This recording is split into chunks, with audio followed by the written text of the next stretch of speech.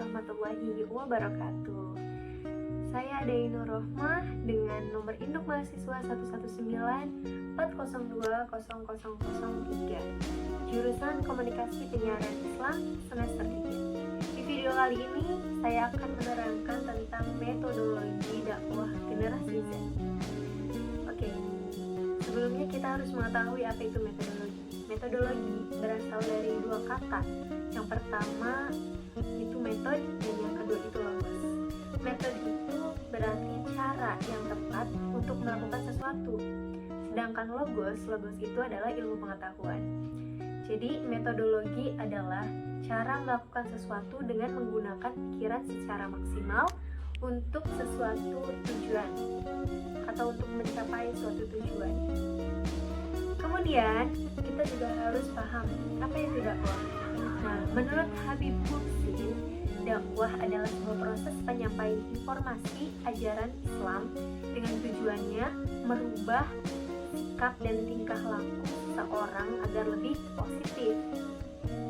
Lalu bagaimana dengan seseorang yang mengaku sedang berdakwah, akan tetapi dia itu aslinya sedang menebar ujaran kebencian?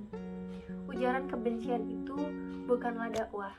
Dakwah itu berarti mengajak dan pastinya akan memperlihatkan yang baik terlebih dahulu. Kalau kata Gus Mismah, dakwah itu seperti kondektur bus. Kenapa seperti kondektur bus? Karena kondektur bus ini akan mempromosikan dengan baik kepada orang-orang yang berada di pinggir jalan atau orang-orang yang ingin melakukan perjalanan seperti itu. Kemudian apa itu generasi Z? Generasi Z adalah orang-orang atau mereka yang lahir pasca 2001. Disebut juga e-generation atau generasi internet. Nah, generasi Z juga cenderung menyukai sesuatu yang serba instan, praktis, dan simpel. Jika kita mengingat dahulu, dakwah Islam ini dilakukan dengan cara yang sederhana, yaitu dengan mendatangi rumah ke rumah untuk memberikan ajaran Islam, untuk mengajari tentang apa itu Islam dan yang lain sebagainya. Saat ini banyak sekali metode, banyak sekali strategi, dan banyak sekali media untuk berdakwah. Dengan kemajuan dan kecanggihan alat-alat serta media komunikasi, sekarang konten dakwah ini sangat beragam dan banyak unsur virtualnya. Generasi Z ini sangat bergantung kepada media-media sosial, internet, terus ya smartphone lah ya yang pastinya gitu. Setiap harinya generasi Z ini menjadikan iPad, laptop, smartphone, dan yang lain sebagainya itu sebagai media sosialnya gitu, sebagai bagian penting dalam koneksi sosialnya. Contohnya seperti saya mempunyai teman, dan teman saya itu jaraknya sekarang sedang berjauhan dengan saya gitu. Saya di Indramayu dan teman saya ada di Sulawesi, tapi bisa dan masih bisa gitu untuk bersosialisasi, untuk bertanya kabar dan yang lain sebagainya. Generasi Z juga lebih banyak menghabiskan waktunya dengan smartphone. Sudah barang tentu sepertinya ya. Sebenarnya kita udah tahu bahwa kayaknya nggak ada deh satu hari kita ini nggak megang HP gitu. Kayaknya nggak ada deh satu hari kita nggak buka internet atau media sosial kan.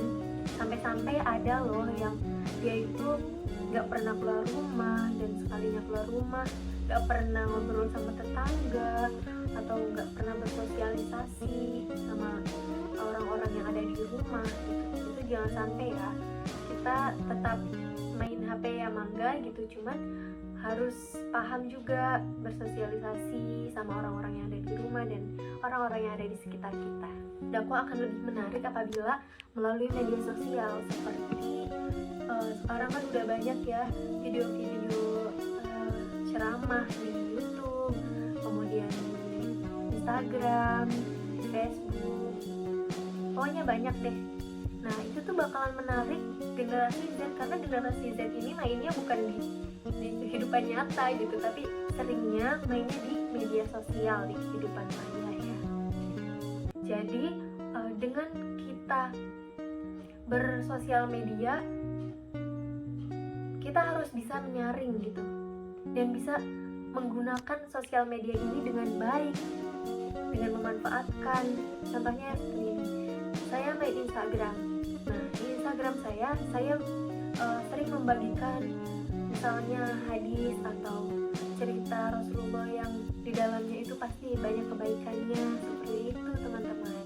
Kemudian selain media sosial, maraknya hiburan yang mengandung unsur keagamaan seperti film, kemudian musik, apalagi ya, novel, dan yang lain sebagainya itu udah banyak banget.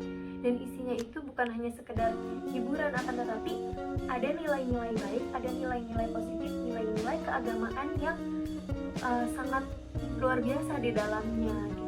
Jadi kita, contohnya misalnya kita suka nonton film, ayolah kita sekali-kali nonton film yang di dalamnya itu ada unsur-unsur keagamaannya, unsur kebaikannya, seperti itu. Selain itu, metode penyampaian materi dengan memasuki psikologis seseorang juga diperlukan.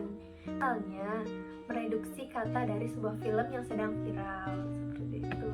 Karena dakwah berkembang dengan cepat, yang selama ini dilakukan dengan metode pendekatan ceramah atau tabligh, atau komunikasi yang satu arah. Ya kita kan udah tahu ya bahwa biasanya kalau dengar dakwah itu yang terbesit dalam pikiran kita itu adalah ceramah, membalik, yang berbicara di depan orang banyak gitu, ya kan? Nah sekarang ini harus menjadi komunikasi yang dua arah. Contohnya seperti podcast misalkan. Nah di situ kan di podcast ini aslinya mah kita lagi berbagi cerita atau berbagi ilmu pengetahuan, akan tetapi dengan cara yang lebih santai, dengan ngobrol-ngobrol santai, akan tetapi di balik itu banyak pelajaran atau banyak nilai-nilai baik. Tidak hanya ceramah, juga konten dakwah generasi sekarang ini atau generasi Z harus banyak unsur virtualnya, misalnya quotes of the day gitu kan, atau meme, komik, dan yang lain sebagainya deh. Pokoknya generasi Z ini karena dia lebih suka sesuatu yang praktis, jadi sering mainnya itu ya di media sosial. Nah untuk para dai, untuk para mubalir harus bisa pintar-pintar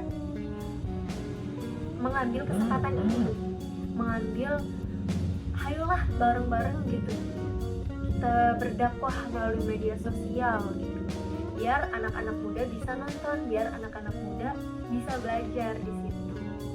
Nah kelebihannya juga kalau kita misalnya bikin video atau bikin vlog yang isinya itu mudah dipahami, isinya itu memiliki nilai-nilai keagamaan yang baik gitu. Nah generasi Z ini karena mainnya di media sosial terus, dia bisa mengakses video kita kapanpun dan dimanapun. Banyak sekali pokoknya. Media sosial ini seperti pisau, dia ini bisa berdampak positif dan bisa berdampak negatif, tergantung siapa yang memakainya. Jadi untuk kita semua yang sedang memakai media sosial, harap memanfaatkan media sosial dalam bentuk hal-hal yang lebih positif gitu. Jangan sampai kita menggunakan media sosial untuk hal-hal yang negatif. Jadi mungkin itu saja yang bisa saya sampaikan. Kurang lebihnya mohon maaf. Bila kita taufiq wal hidayah. Wassalamualaikum warahmatullahi wabarakatuh.